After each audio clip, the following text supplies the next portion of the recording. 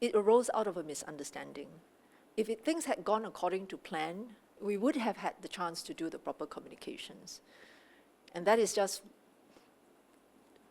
really something that should not have happened, but it did happen, and for which we are very sorry.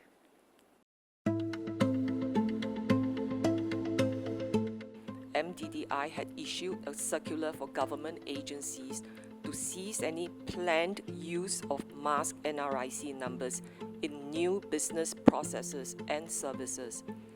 Unfortunately, there was a lapse of coordination between the staff on how this was to be implemented. ACRA then proceeded on the misunderstanding that it should unmask NRIC numbers in the new Bizfile portal. This was a mistake on ACRA's part, and I apologize for this. Our oversight has caused anxiety and confusion to the public. We should also have taken more deliberate care to ensure that such information deemed sensitive by many is provided only when needed. ACRA will learn from this lesson and tighten our systems and processes. We had planned to discontinue the use of masked NRIC numbers within the government, starting with new services and progressively changing out other services as they are updated. For the private sector, we had intended to consult before making any change. We should have made that clear. We should also have made clear what we meant by moving away from using masked NRIC numbers.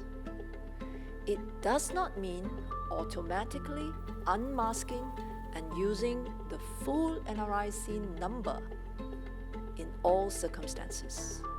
In some instances, for example, when the doctor performs a procedure or a nurse dispenses us medication, it would be safer and more accurate to use the full NRIC number. In other instances, such as signing up for retail membership or lucky draws, there is no need to use the NRIC number at all. There are alternatives like phone numbers or email addresses that can be used. In other words, not using masked NRIC numbers does not mean we will unmask all currently masked NRIC numbers.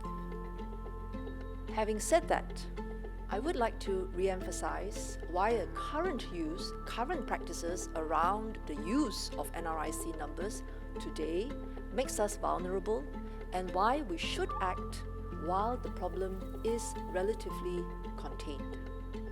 Say a caller on the phone who can tell us our NRIC number, we may assume that this person is a figure of authority. And this makes us vulnerable to potential scammers. Some organizations also accept NRIC numbers, whether full or partial, as a way to prove that the person who he claims to be is who he is.